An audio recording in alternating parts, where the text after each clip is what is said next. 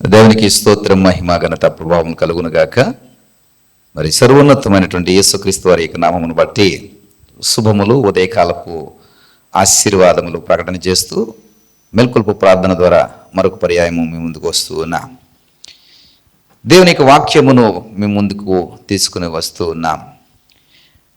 ఫిలిప్పు పత్రిక 2వ అధ్యాయం 16వ వచనంలో ఈ విధంగా రాయబడి ఉంది: మీరు జీవవాక్యమును చేత పట్టుకుని లోకమందు జ్యోతుల వలె కనబడుచు ఉన్నారని. మనము ఈ వాక్యమును ధరించుకొని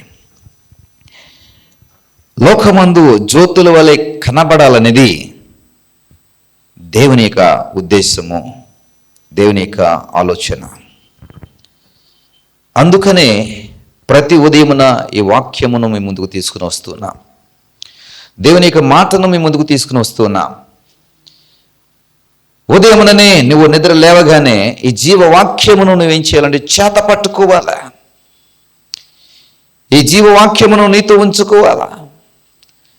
నీ చేతిలో మొబైల్ నిత్యము ఉంటుంది కదా. నువ్వు ఎక్కడికి వెళ్ళినా ఆ మొబైల్ని చేత పట్టుకుని వెళ్తూ ఉన్నావు.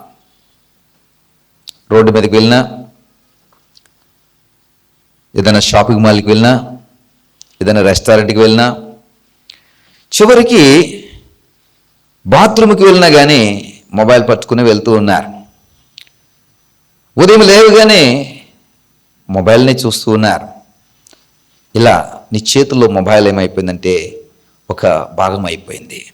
నీకు 2 చేతులు, 2 కాళ్ళు, 2 కన్నులు, ఒక నోరు, 2 చెవులు అని ఎలాగైతే నువ్వు తయారు చేయబడ్డావో అలాగే ఒక మొబైల్ అన్నట్టుగా అయిపోయింది మనిషి యొక్క పరిస్థితి.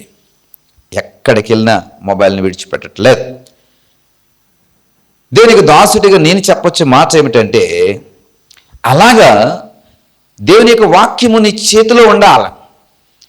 దేవుని యొక్క వాక్యము నీతో ఉండాలి. దేవుని యొక్క వాక్యము నువ్వు ఎక్కడికి వెళ్తే అక్కడ వాక్యమును పట్టుకుని వెళ్ళాలి. ఉదయం లేవగానే మొబైల్ చూడడం కాదు, నువ్వు వాక్యమును చూడాలా.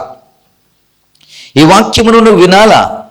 వాక్యము నువ్వు చేత పట్టుకుని నువ్వు నడిచే త్రోవల యందును, నువ్వు చేసే పనుల యందును, నువ్వు ఎక్కడికి వెళ్తే అక్కడ ఈ వాక్యమును నువ్వు చేత పట్టుకుని వెళ్ళాలి. అది భాగమైపోవాలా. 2 చేతులు, 2 కాళ్ళు, ఒక నోరు, 2 చెవులు, ఒక ముక్కు, ఇలాగా మన దేహంలో ఇవి ఏదైతే భాగమైపోయినాయో అలాగే వాక్యము కూడా భాగమైపోవాలి. వాక్యము కూడా ఎప్పుడు నీలోనే భాగమైపోవాలి. ఆ ఉద్దేశముతోనే ఈ వాక్య పరిచర్య ప్రతి ఉదయమున మీ ముందుకు తీసుకుని వస్తున్నాం. ఇది ఎంతో ప్రయాసతో కూడుకున్నటువంటిది, చాలా కష్టంతో కూడుకున్నటువంటిది, శ్రమతో కూడుకున్నటువంటిది. ఎంతో సమయం వెచ్చించాలి. దీనికోసము నిపుణత కలిగిన వారు పనిచేయాలి. ప్రియ సహోదరుడా, సహోదరి, ఎందుకు తెలుసు ఇంత ప్రయాసపడిన ఈ వాక్యమును ఎందుకు తీసుకుని వస్తున్నామంటే, నీవు లోకమందు జ్యోతి వలె కనబడాలని. ఈ వాక్యము నీ చేత పట్టుకుని నువ్వు ఉన్నప్పుడు, ఈ వాక్యము నీలో భాగమై నువ్వు ఉంటూ ఉన్నప్పుడు, నువ్వు లోకమందు ఎలా ఉంటావంటే జ్యోతి వలె ఉంటావు, ప్రకాశిస్తూ ఉంటావు. నువ్వు లోకమందు జ్యోతి వలె అంటే ఒక వెలుగులాగా నువ్వు ఉండగలుగుతావు.